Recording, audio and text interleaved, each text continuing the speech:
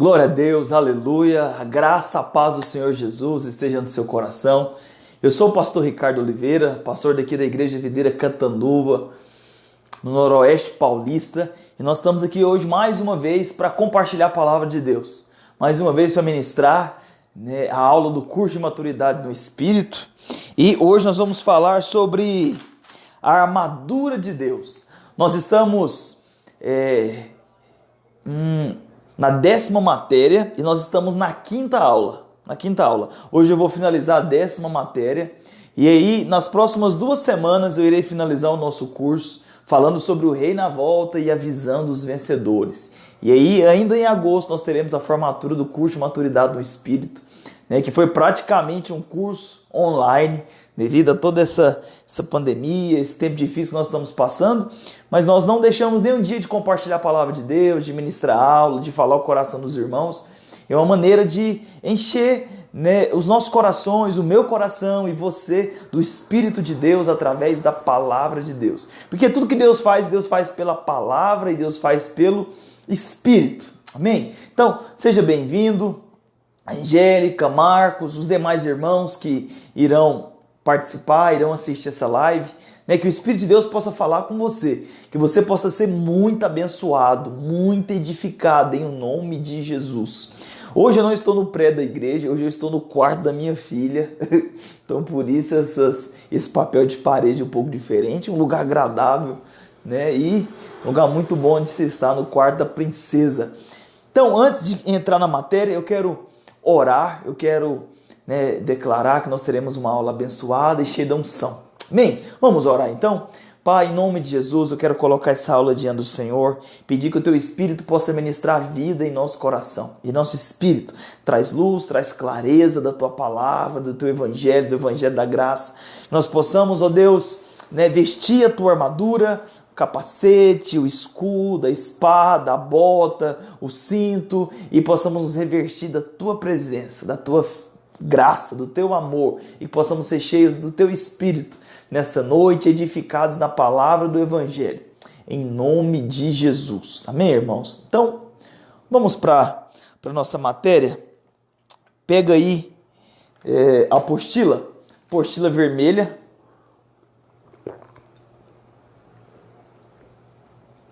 Pega aí a apostila vermelha, que é essa apostila aqui, ó.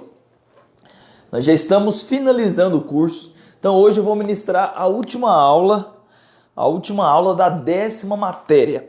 Porque a 11ª e a 12ª eu vou dar uma matéria só, que fala do reino e a volta de Jesus e da visão dos vencedores. Amém? Glória a Deus. Se você quiser mandar o aviãozinho para alguém, para que outra pessoa possa assistir, fique à vontade. Glória a Deus. Pega aí a sua apostila e vamos para a palavra de Deus, que eu tenho certeza que o Espírito Santo ele vai falar ricamente no seu coração. Amém? Se você ainda não me segue, me siga lá no YouTube, no meu canal, porque todas as aulas aqui que eu ministro, tanto do cursão, quanto a maioria das orações de manhã, o pão de cada dia, e os cultos aos domingos, eu tenho lançado lá no meu canal do YouTube, no Ricardo de Souza, com S, Oliveira. Vai lá, me segue lá, ativa o sininho, glória a Deus. Rumo a 1 milhão de seguidores. Amém? Falta pouco. Vai lá, você vai ver.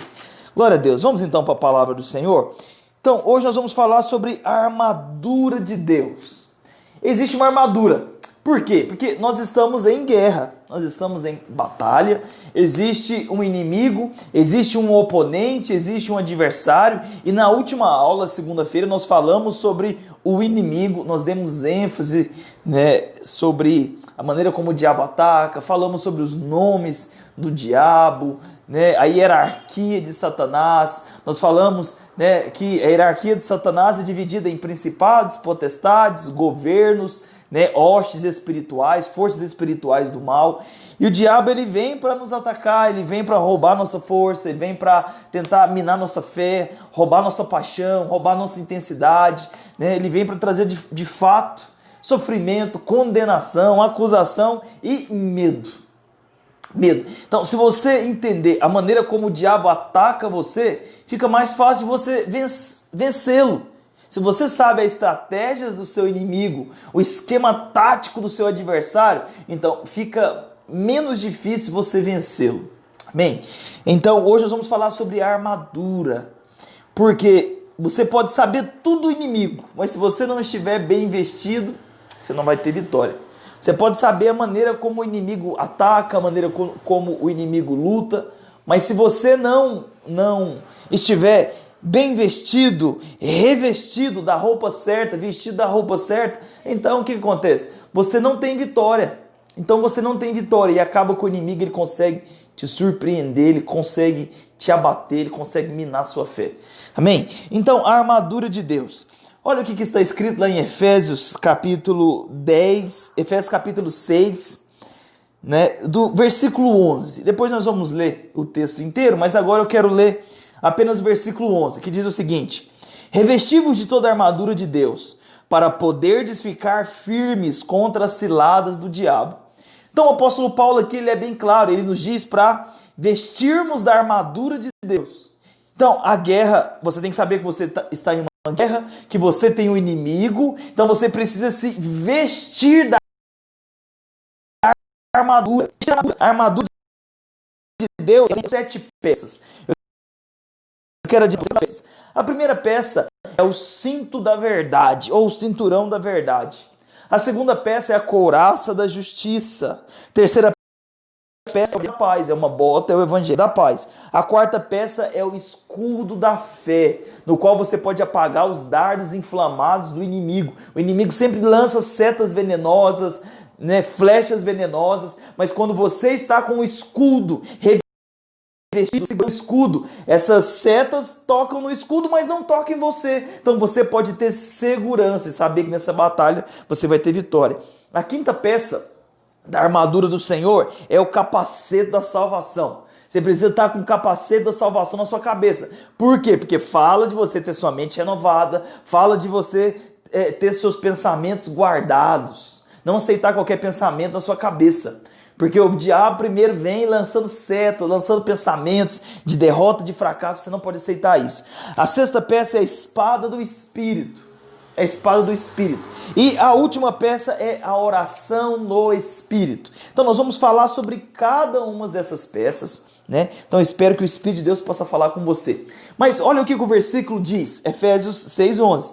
Revesti-vos de toda a armadura de Deus, que são essas 7 peças.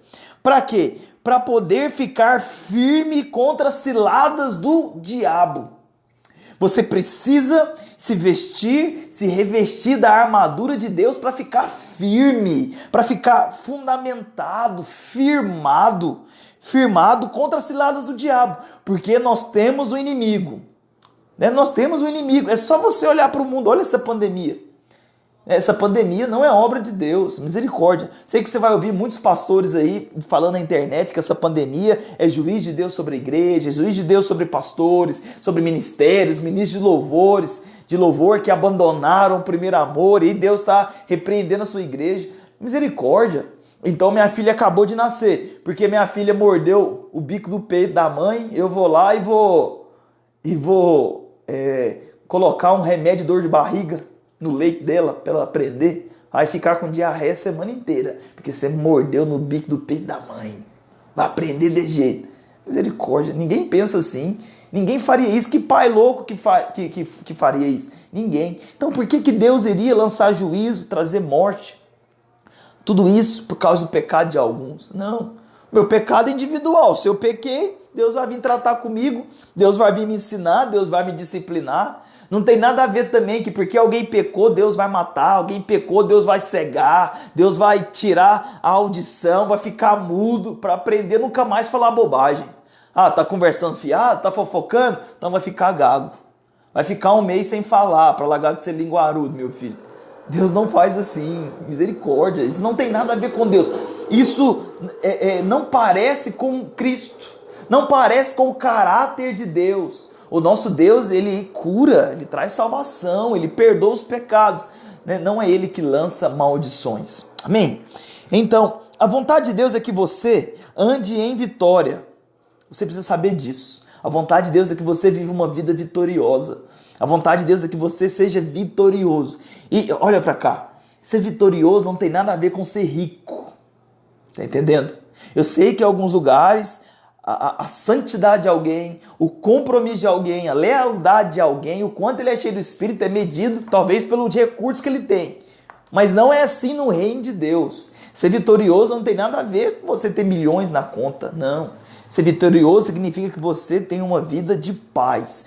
Paz para com Deus, você tem alegria para com Deus, você vive andando na presença do Senhor, você desfruta da graça, você desfruta do favor imerecido, você desfruta da bondade de Deus no seu dia a dia. E mesmo tendo dificuldades, problemas financeiros, você sabe que você é vitorioso e você abre a sua boca porque a sua fé tem uma voz e você declara, você proclama, você chama a existência, você declara a palavra de Deus e a vida de Deus vem e você anda em vitória.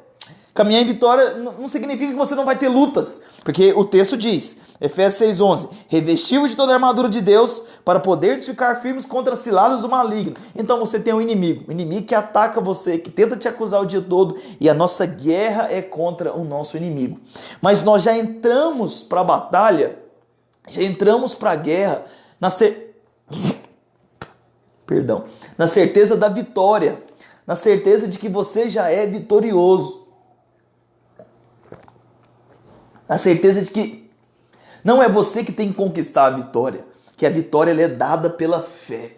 A vitória é dada por aquilo que Jesus fez lá na cruz. Lá na cruz, Jesus com seu sangue precioso, seu sangue puro, ele morreu na cruz para nos dar vida em abundância. Então eu quero dizer para você, meu irmão, a vitória não é conquistada, a vitória ela é dada pela fé. Amém? Você pode dizer isso? Repita comigo assim, diga assim, a minha vitória não é conquistada, ela é recebida pela fé. Diga assim, Jesus lá na cruz já me deu, é de graça pela graça, mediante a fé. Amém? Então, pastor, o que eu preciso fazer para viver essa vida vitoriosa? Você precisa olhar para o Filho, você precisa olhar para Jesus, olhe para Jesus e tome posse da vida de vitória.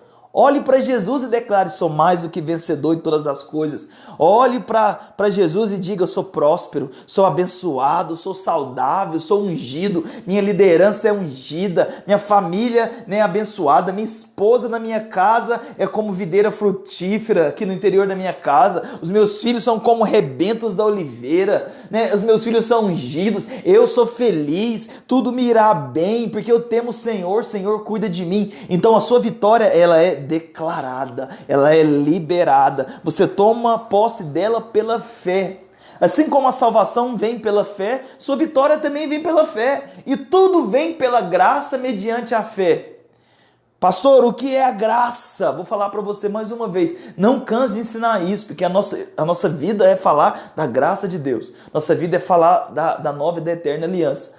O que é a graça? A graça é Deus dando tudo para quem não merece nada. No dia que você achar que você não é digno, que você não é merecedor, que você não fez por onde, que você não é capacitado o bastante, não é bom bastante, não fez por onde o bastante por receber, saiba, você está na lista de Deus para ser abençoado. Então, pastor, de Deus só recebe quem não é? Você está começando a entender. Em Deus só recebe aquele que não é. Porque é o seguinte, para o trabalhador que trabalhou certinho, fez tudo certo, correto, receber o salário não é graça. Receber o salário é dívida. Receber o salário é dívida. Eu quero contar aqui uma parábola que aconteceu, né? Um senhor, né? um dono de um local, um dono de uma vinha, se eu não me engano, está na palavra de Deus, mas eu não me lembro agora a referência, porque me ocorreu aqui agora. Ele saiu, o dono de uma vinha, dono de pés de uva, ele saiu para contratar trabalhadores, para trabalhar na sua vinha. Vamos dar o exemplo nosso aqui. Ele saiu às 6 da manhã, ele viu alguns ali e disseram, venham trabalhar comigo. E eles foram trabalhar, e eles combinaram R$100 o dia. E aí, depois ele saiu às 9 da manhã, e ele viu alguns homens ali, vem trabalhar comigo. E aqueles homens foram trabalhar, né? E, na verdade, ele não combinou o salário, não falou nada de salário, só os chamou para trabalhar. E aí depois ele saiu, meio-dia, viu alguns homens ali, venham trabalhar, e aqueles homens foram trabalhar. E depois ele saiu às 2 da tarde, ele viu alguns homens desocupados e falaram, venham trabalhar para mim, vou os contratar. E aqueles homens foram. E depois ele saiu às 4 da tarde, ele viu alguns homens desocupados e ele falou para aqueles homens, venham trabalhar para mim. E eles, tá bom, nós vamos. E eles foram trabalhar. Quando chegou no final do dia, né, aquele dono daquele lugar, ele foi acertar com os primeiros, que começaram às 6, depois às 9, ao meio-dia, depois às 2 e às 4. E o que aconteceu? Os que começaram a trabalhar às 6 da manhã receberam um salário de um dia. Vamos colocar aqui R$100. E aí depois ele acertou 100, ele acertou, ou melhor, ele começou pelos últimos. Pelos últimos. Por isso que a palavra de Deus diz que os últimos serão os primeiros. E aí ele chegou para os últimos que começaram a trabalhar das 4 às 6, trabalharam 2 horas. Ele acertou, deu R$100 para eles. E aí os primeiros imaginaram, poxa vida, se ele deu R$100 para aqueles que trabalharam pouco, então ele vai nos dar muito mais. E depois ele chamou os que trabalhou das 2 às 6 e deu R$100. Depois chamou os que trabalhou do meio-dia às 6, deu R$100. Das 9 às 6, R$100. E das 6 da manhã às 6, R$100. E aqueles homens, aqueles primeiros contratados, ficaram indignados. Falaram, uai, não estou entendendo, como é que é esse negócio? Nós trabalhamos de sol a sol, do início do dia até o final do dia, você nos deu R$100, aqueles homens chegaram no final do dia e você pagou o mesmo valor para eles. E aquele senhor falou assim, por que você está incomodado? Na verdade, o dinheiro é meu e eu pago para vocês o quanto eu quiser. Na verdade, o problema é que eu sou bom e o seu coração é ruim. Né? E por isso que a Bíblia diz que os últimos serão os primeiros. Então, pastor, quer dizer que eu não tenho que trabalhar, tenho que ficar à toa e aí Deus vai mandar tudo. Não, não é isso. Não é isso. Mas existe uma promessa. Sabe qual é a promessa? A promessa de Deus é que para os seus amados Ele dá enquanto eles dormem. Você trabalha, você se dedica, você esforça, você faz o seu melhor. Então hoje eu acordei, né, às 5 e pouquinho, e eu gravei o pão de cada dia, a oração de cada dia aqui pela manhã. Se você ainda não participa, você pode participar ou depois ver aqui no meu Instagram. Né, todos os dias, das 6h20 às 6h40, antes do trabalho, eu gravo um devocional diário, compartilho uma palavra, oro no final. E aí trabalhei o dia todo, vim para casa, foi o prazo de ver um pedacinho do jogo, ataca que o Barcelona tomou de 8-2 do Bayern de Munique. E aí vim, estudei, tirei um cochilo de 10 minutos e aí vim para poder ministrar a aula. Então você percebe? O meu dia foi corrido. No meu trabalho, eu trabalho bastante. Sabe, irmãos? Mas eu não recebo porque eu trabalho muito. Eu recebo porque Deus cuida de mim. Eu recebo porque eu confio na graça. Você recebe porque você confia na graça. Então, para aqueles primeiros homens que foram trabalhar, o salário para eles era dívida. Mas para aqueles últimos que trabalharam muito pouco, o salário para eles foi gratidão. Eles ficaram gratos, pressionados. Poxa vida, trabalhamos 2 horas, recebemos, né, um dia completo. Esse Senhor é muito bom. Então, o que o Senhor quer que a gente testemunhe dele é que ele é muito bom. E o que o Senhor quer que você testemunhe dele para as pessoas é que Deus tem mudado sua vida, Deus tem te abençoado, Deus tem te suprido, Deus tem te enriquecido em todas as coisas. O que Deus quer que você fale para as pessoas não é que a igreja está matando você, não é que é muita cobrança, não é isso, pelo contrário. O que Deus quer que você testemunhe é que você tem sido abençoado. Que depois que você conheceu Jesus, sua vida mudou e você nunca mais foi a mesma pessoa. Esse é o testemunho de graça que nós temos que dar. Então o que é a graça? A graça é Deus dando tudo para quem não merece nada. A graça é Deus nos abençoando. A graça é Deus nos suprindo. A graça é Deus movendo por mim. Mesmo eu trabalhando, me esforçando, me dedicando, eu sei que quem dá o fruto, que quem me abençoa é Deus. E eu sei que quando eu durmo, enquanto eu descanso, Deus está trabalhando por mim. Deus está me abençoando. Deus está fazendo por onde. Deus está me suprindo. Deus está fazendo a minha semente crescer. Está fazendo a minha semente frutificar. Então, meus irmãos, é tudo por causa da graça. É tudo por causa da graça. Isso é a graça de Deus. Então, enquanto a lei é o favor merecido, a graça é o favor imerecido. A graça é o favor imerecido.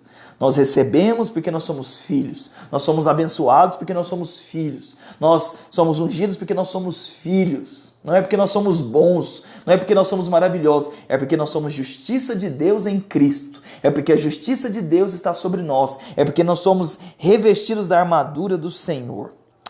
Amém?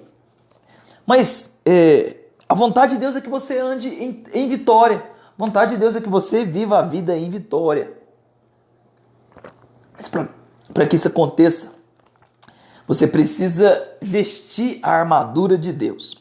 Alguns evangélicos ensinam que precisamos conhecer o inimigo para poder então vencê-lo.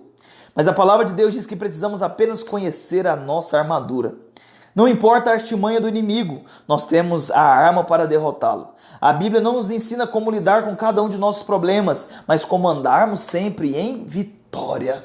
Eu não sei dizer para você como você vai resolver todos os seus problemas, mas eu sei de uma coisa: em Cristo você pode viver uma vida vitoriosa. O Espírito de Deus que está dentro de você, ele pode te guiar a viver uma vida vitoriosa.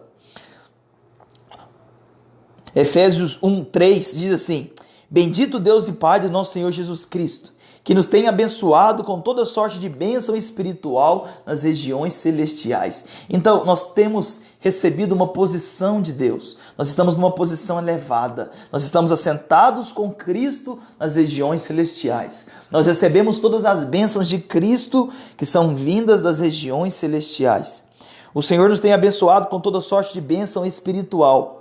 Em Cristo você tem tudo que necessita. Diga comigo assim: em Cristo eu tenho tudo o que necessito. Tudo. Em Cristo você tem tudo o que você necessita. Absolutamente tudo. Em Cristo você é próspero, em Cristo você é abençoado, em Cristo você é ungido, em Cristo você é guardado, em Cristo você pode desfrutar dessa vida abençoada. Em Cristo. Então, em Cristo você tem tudo aquilo que você necessita. Você tem a vida eterna no seu espírito, você tem todas as promessas escritas na Bíblia, o Espírito Santo residente em você, você tem todos os seus frutos, ou seja, você tem amor, você tem alegria, você tem paz, você tem longanimidade, você tem benignidade, você tem bondade, você tem mansidão, fidelidade, você tem domínio próprio. Pastor, de onde que estão essas coisas que eu não tenho visto? Quando você se converteu, essas coisas que eu falei para você aqui, amor, paz, alegria, bondade, benignidade, domínio próprio, fidelidade, mansidão, essas coisas são os frutos do Espírito.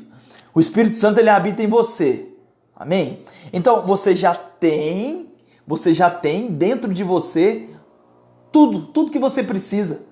Tudo que você precisa já está em você. Tudo que você precisa já está dentro de você, através do Espírito de Deus. Através do Espírito de Deus que foi derramado sobre você, você já recebeu todas essas coisas.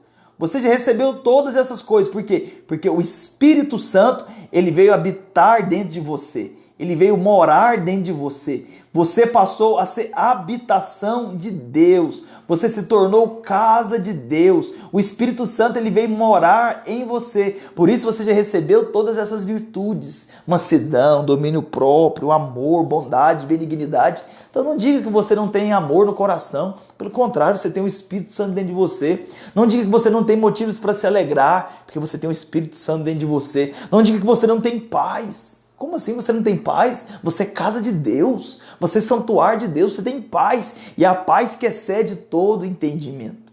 Tem pessoas que elas têm aquelas camas king, sabe, aquelas camas 1 metro de altura que você deita na cama e faz aquela massagem assim, ai meu Deus, e dá aqueles cascudos das costas e você, Jesus, ai, você fica até arrupiado.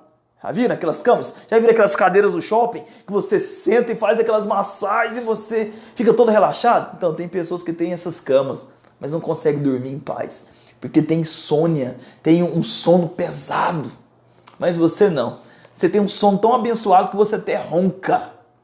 Roncar às vezes é sinal de descanso, o verdadeiro descanso. Tem pessoas que elas podem comer nas melhores churrascarias, podem comer caviar, podem comer nos melhores restaurantes 5 estrelas, mas não tem fome. Não tem fome, meu Deus do céu. Você percebe? Tem pessoas que têm todo o dinheiro do mundo para viajar, para fazer o que quiser, para ter o carro que quiser, Mas não tem paz, o casamento é uma tragédia. Podem comprar a casa, mas não podem comprar o amor, não podem comprar a fidelidade, não podem comprar o carinho dos filhos. Porque muitos moram em mansões, mas está brigado com a esposa, num quarto a filha está se cortando porque quer suicidar, no outro o menino está usando drogas. Porque não tem a paz do Senhor que excede todo entendimento.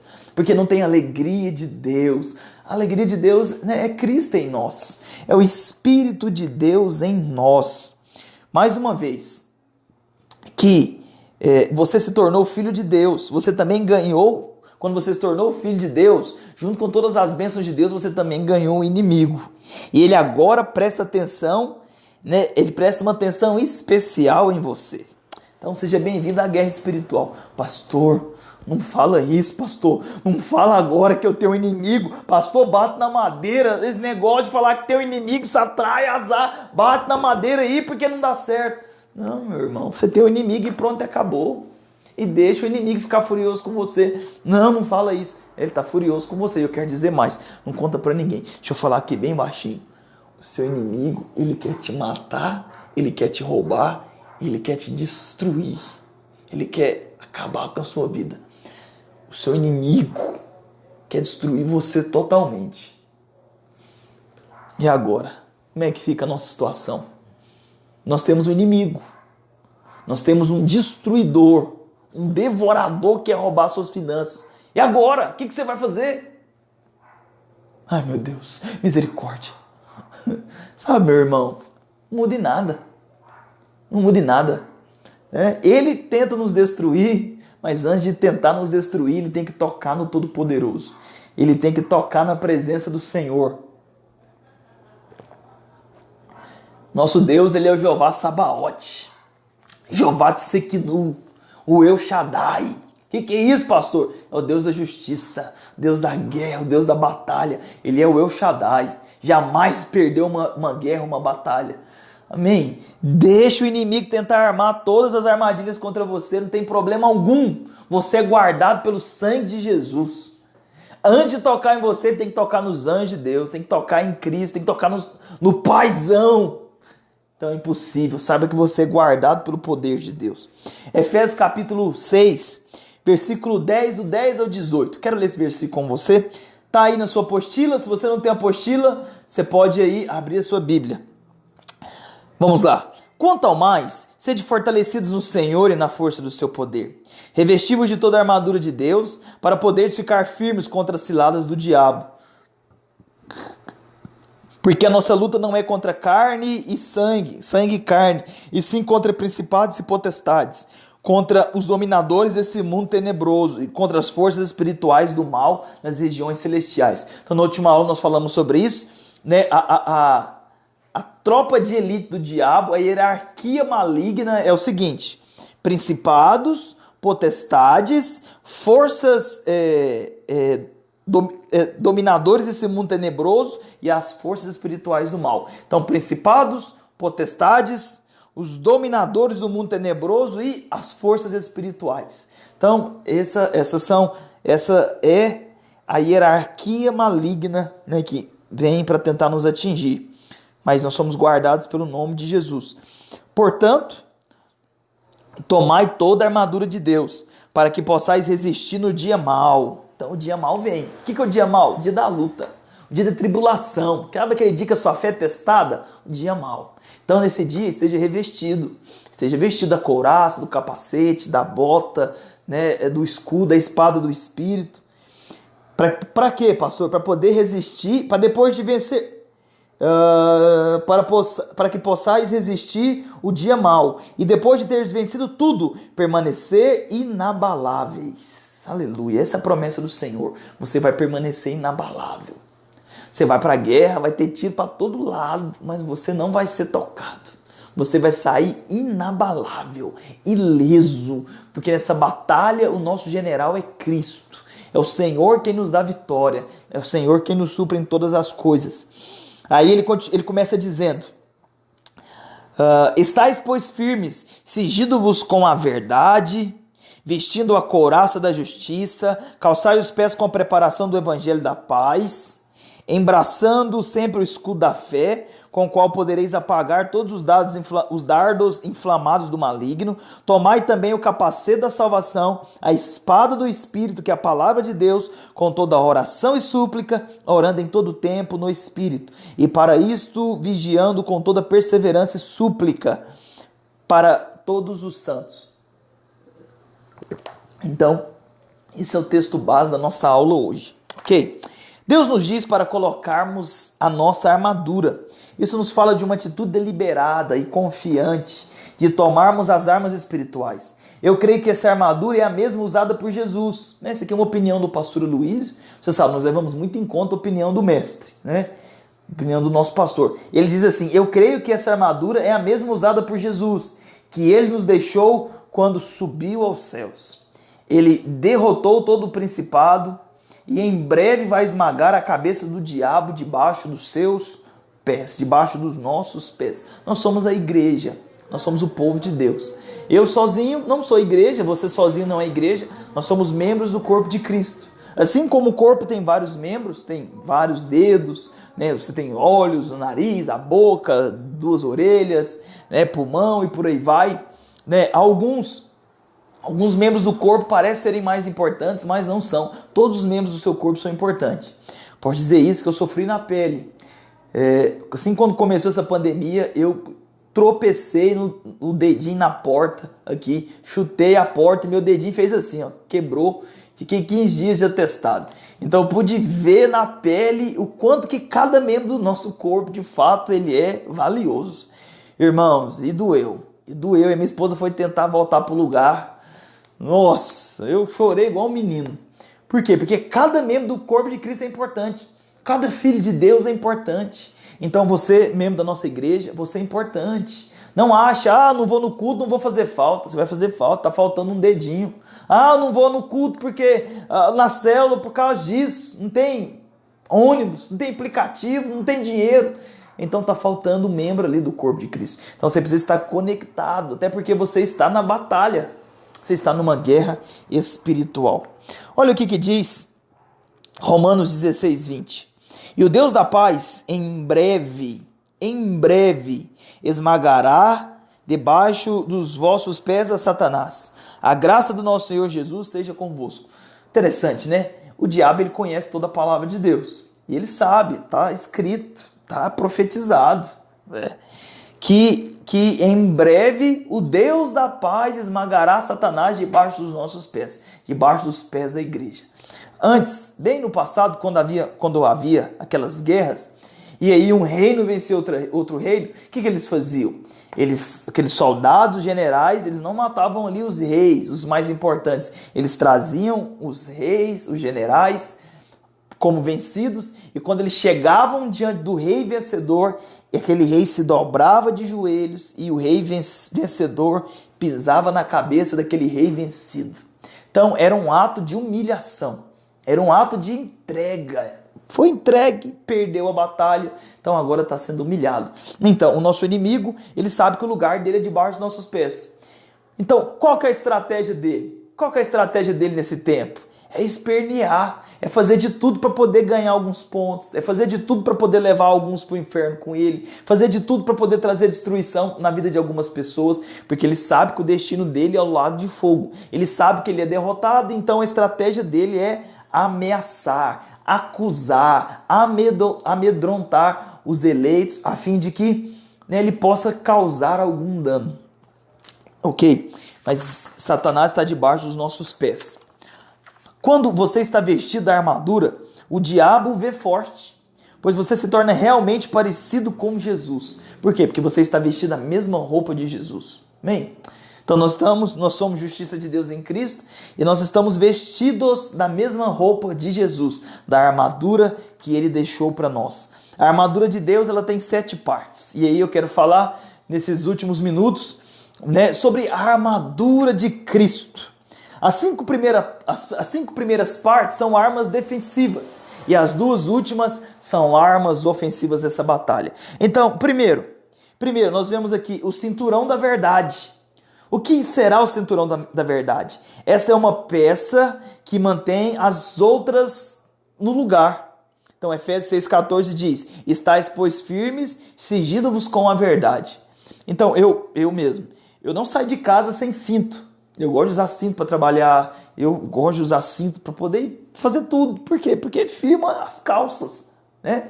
Firma ali os lombos. Então, o cinto, ele firma todas as partes da armadura. Então, um guerreiro, tenta imaginar a cena. Um guerreiro, ele coloca o capacete, ele pega a espada, ele coloca a couraça, ele veste, ele embraça o escudo da fé, ele pega, ele calça as botas do evangelho da paz, ele pega a espada do Espírito, mas ele esquece de algo, ele esquece de colocar o cinto. Então, o que acontece? No cinto é onde você coloca a espada. No cinto é onde você coloca o arco e a flecha.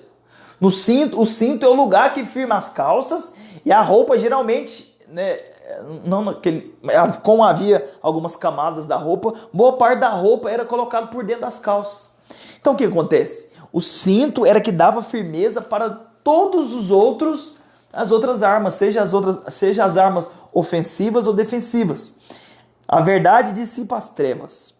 Né? O cinturão, ele é o cinturão da verdade, ele é a verdade que dissipa as trevas. Liberta das mentiras do diabo. É como o cinto que segura todas as outras peças da armadura juntas. Você foi posto em liberdade por causa da verdade.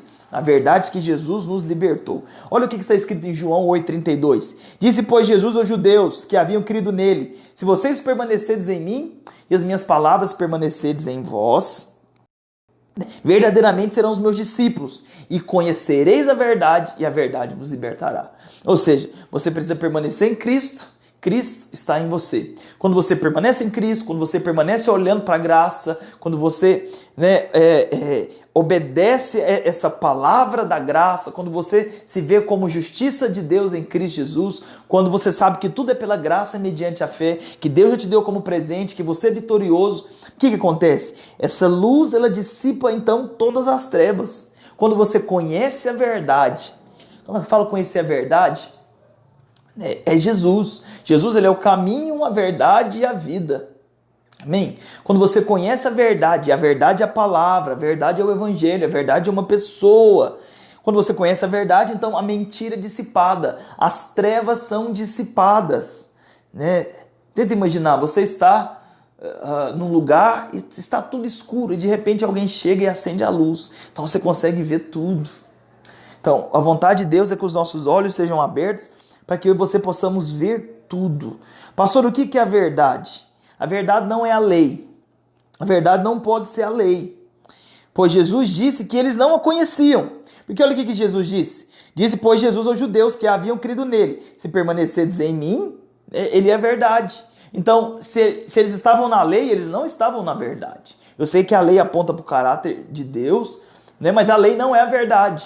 A lei mostra apenas o pecado do homem, os defeitos do homem. Então o homem deveria olhar para a lei, porque a lei ela é alta. Você está vendo aqui? Você não pode alcançar essa altura, isso é a lei, o padrão de Deus. Então qual que é a vontade de Deus? É que você olhe para a lei e diga: Senhor, não consigo alcançar esses mandamentos. Senhor, esses mandamentos são muito altos para mim. Eu tenho 1,60 m, a lei é 3 metros. Senhor, como que eu vou alcançar esse padrão? Eu não consigo. Me ajude. E aí, o que o Senhor ia fazer? Ele ia cumprir a lei por você. Ok?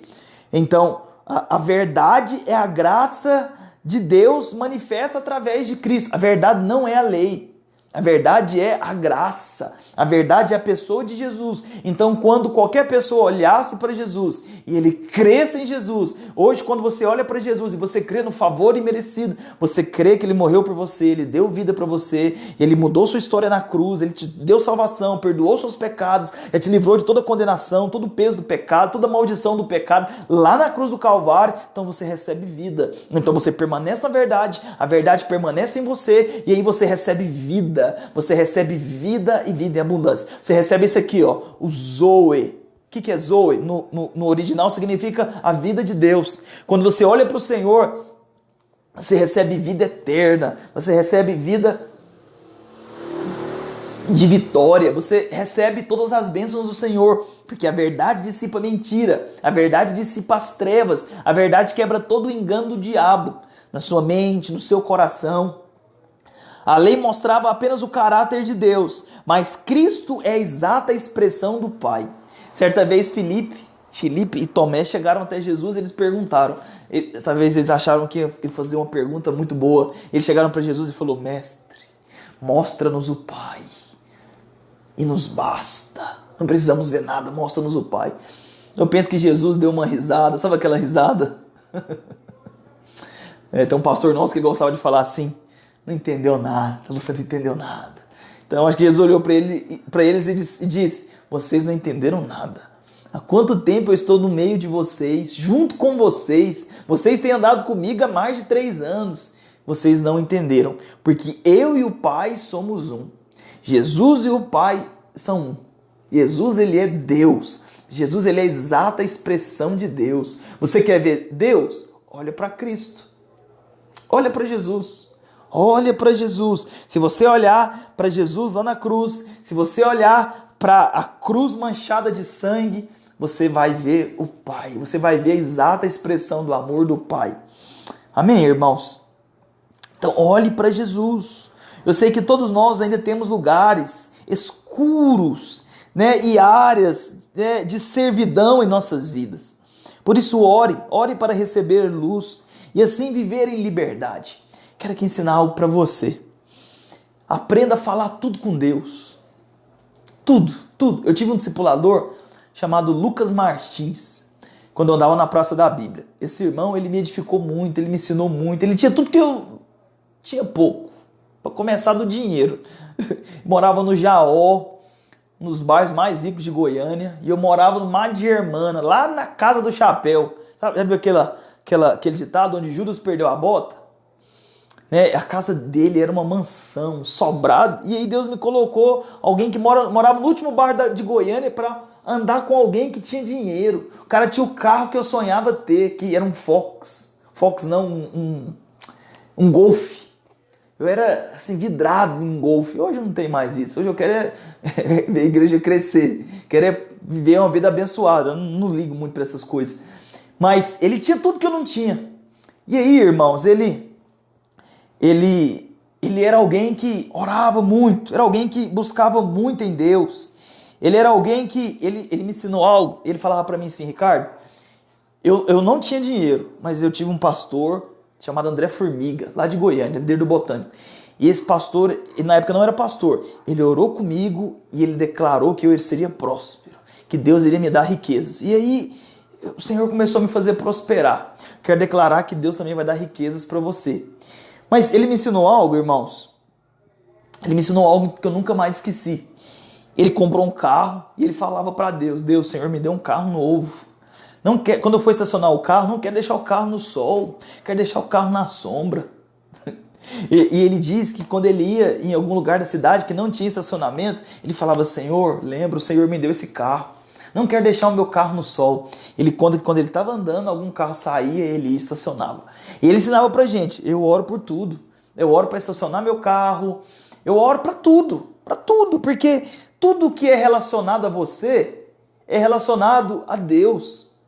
Então, minha filha acabou de nascer. Tudo que é importante para ela é importante para Deus. Minha esposa acabou de me falar que parece que tem umas vacinas. São 4 vacinas e cada vacina custa R$500. Cada vacina. São 2 mil reais. Eu falei: você tem certeza que precisa disso tudo? Será que toda mãe, todo pai paga essa vacina que custa 2 mil reais, amor? Certeza. Vou até pesquisar. Mas se for verdade e tiver que comprar cada vacina de R$500, posso falar para você? Nem que eu tenha que andar de Uber, trabalhar na madrugada, nem que eu tenha que catar latinha na rua. Você pode ter certeza, no dia de pagar a vacina, o dinheiro vai estar lá. Sabe por quê? Porque eu, como pai, não vou deixar nada faltar para minha filha. Agora tenta imaginar você em relação a Deus. Deus não vai deixar nada faltar para você. Deus não vai deixar nada, Ele vai te suprir. Você vai abrir sua geladeira, a geladeira vai estar cheia. Você vai liderar e vai ter unção na sua célula. Você vai convidar as pessoas para ir para o encontro, as pessoas irão, se converterão. porque o Senhor ele vai te usar. Então aprenda a orar por tudo, aprenda a falar com Deus todas as coisas, porque a vitória não é conquistada, a vitória ela é dada, ela é recebida pela fé. Você recebe a vitória pela fé, né? Um sinal de uma área escura é quando você sente medo e vive angustiado a respeito de algo. Ore para que a verdade, a graça, do amor de Deus encha aquela área da sua vida, para que você possa experimentar ali de liberdade. Quanto mais verdade você recebe, ou seja, quanto mais graça você recebe, quanto mais favor de Deus você recebe, quanto mais luz de Deus você recebe, mais vida de Deus você terá. Depois de saber a verdade, o diabo não pode mais enganá-lo. Enquanto você está no escuro ou é ignorante sobre algo, você ainda sentirá medo e estará vulnerável ao engano do maligno. Por isso o Senhor ele vem, ele coloca o cinturão da verdade na sua cintura. Ele enche você da verdade, para que você não ande mais na escuridão. Amém? Segunda parte ali da armadura de Deus é a couraça da justiça. O que é a couraça da justiça? É aquela roupa que o soldado vestia que tapava o peito, as costas, a cintura, os lombos. Amém? E a couraça também se estendia aqui, né, como se fosse uma calça, para que quando os dardos inflamados do maligno fossem lançados, pudessem, às vezes, tocar, né, no escudo e às vezes na couraça e não pudesse penetrar no seu coração, assim não gerando morte. Então, Efésios 6,14 diz: estáis, pois, firmes, vestindo a couraça da justiça. A justiça não é o que nós fazemos para Deus. A justiça nem é o que nós somos para Deus. A justiça é um presente de Deus. A justiça é um dom que nós recebemos em Cristo. Então, eu quero ler um texto muito importante para você. Romanos 5,17. Se pela ofensa de um e por meio de um só reinou a morte, muito mais os que receberam a abundância da graça, ou seja, receberam graça mais que abundante. E o dom da justiça reinarão em vida por meio de um só, a saber, Jesus Cristo. O que é o dom da justiça? O dom da justiça é um presente. É um presente. A sua salvação é um presente. Qual que é o dom que Deus deu para você? O dom de ser justo. Você é tão justo quanto Cristo. Você pode repetir isso comigo? Fala assim: eu sou tão justo quanto Cristo. Talvez você está pensando: pastor, como assim? Tem tantas áreas obscuras na minha vida, algumas trevas, alguns pecados. E aí ontem eu recebi um videozinho de 59 minutos de um pastor conhecido. E ele contando assim: não se engane a respeito da sua salvação. Você não é salvo. E ele falou assim: quem é salvo não tem esses pensamentos de pecado que você tem. Quem é salvo não cobiça as coisas do outro como você cobiça. Quem é salvo não tem inveja como você tem.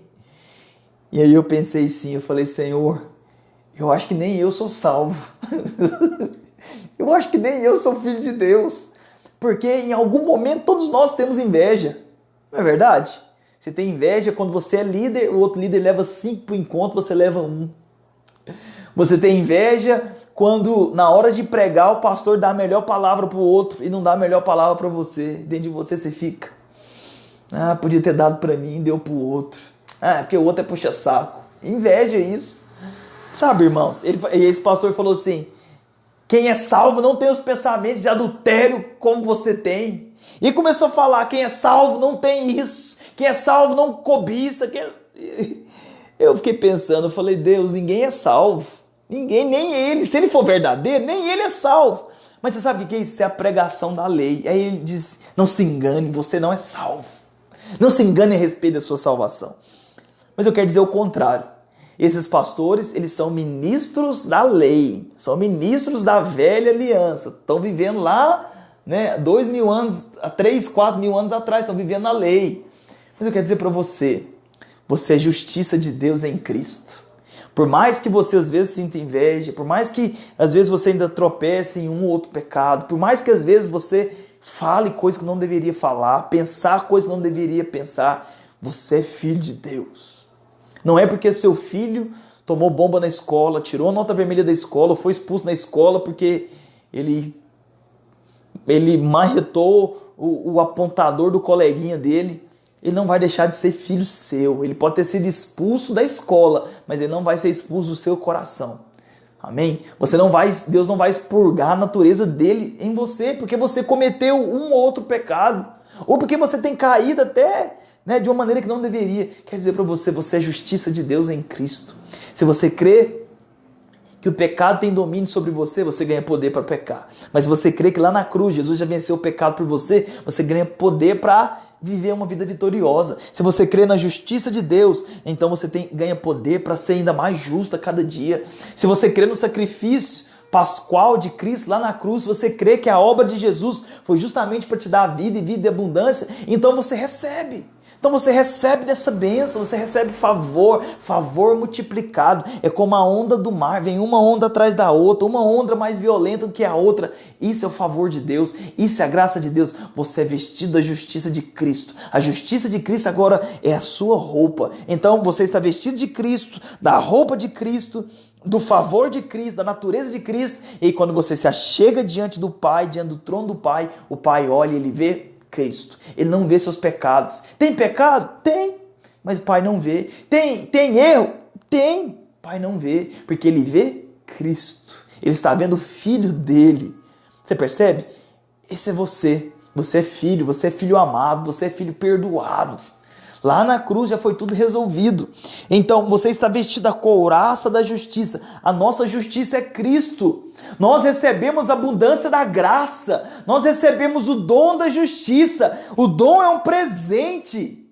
O dom é um presente. Então eu tenho um compromisso comigo mesmo, de enquanto eu puder, eu vou dar presente para todos os irmãos aniversariantes da igreja. Quem anda comigo sabe, quem já liderou comigo sabe nesses muitos anos. Eu sempre procurei dar presente para os irmãos. Sabe por quê? Sabe por quê? Porque essa atitude se parece com Cristo. Cristo nos deu o dom da justiça. O dom da justiça é um presente. Você recebeu o maior presente. O maior presente é a salvação. O maior presente é o perdão dos seus pecados. E não é segundo esse pastor disse. Não é. Tá levando você a olhar para você. Se você olhar para você, você vai encontrar uma lista de pecados muito grande. Mas se você olhar para Jesus, você vai encontrar uma palavra escrita assim: justificado, perdoado, lavado pelo sangue de Jesus. Esses dias para trás eu passei um exercício, um ou outro irmão fez, quero passar um exercício para você. Escolhe uma foto sua e escreve uma tarja bem grande assim, justificado, e outra, perdoado, e posta nas suas redes sociais. Para quê, pastor? Apenas para afirmar a sua verdadeira natureza, que você foi perdoado e você foi justificado. Então a nossa justiça é a justiça de Cristo. Por causa da obediência de Cristo, nós recebemos a sua justiça. Então nós estamos vestidos da graça de Cristo. Então diga comigo assim: eu sou justiça de Deus em Cristo Jesus. Terceiro, você está vestido do evangelho da paz. O que é o evangelho da paz? Efésios 6,15. Calçai os pés com a preparação do evangelho da paz. O evangelho são as boas novas da graça. A saudação apostólica que o apóstolo Paulo nos ensina é a graça e a paz de Cristo. Por que a graça e a paz de Cristo? O pastor Luiz estava ensinando sobre isso nos últimos cultos. Porque aquele que tem graça, ele recebe paz. O resultado de viver na graça é paz. Paz para com Deus. Amém? Se você vive debaixo da graça, se você tem tido revelação da graça, então você tem paz, você dorme em paz, você vai trabalhar em paz, você toca a sua empresa em paz, você cuida da sua família, cuida do seu casamento, da esposa, dos filhos, em paz, porque você tem graça de Deus. Eu ouvi uma história, tempos atrás, de um guerreiro que estava na batalha contra outro guerreiro. E aí o que aconteceu? Ele estava ali com o capacete, ele estava com a couraça, ele estava todo revestido, com a espada, com o escudo, mas ele estava descalço na batalha. E você sabe o que aconteceu? Na batalha, os inimigos jogaram um caco de vidro no chão. E aí você sabe, os pés se cortaram, ele foi facilmente derrotado. Você não pode deixar faltar nenhuma parte da armadura. Nenhuma parte. O cinto é importante, a couraça é importante, mas calçar os pés com o evangelho da paz é importante. Os seus pés são pés que anunciam o evangelho da paz. Então essa é uma parte importante. Essa peça da armadura, na verdade, né? Ela é colocada nos nossos pés. Quero ler um texto aqui, Romanos 10, 15. Romanos capítulo 10, versículo 15, diz assim, olha aqui que diz, Romanos capítulo 10, versículo 15.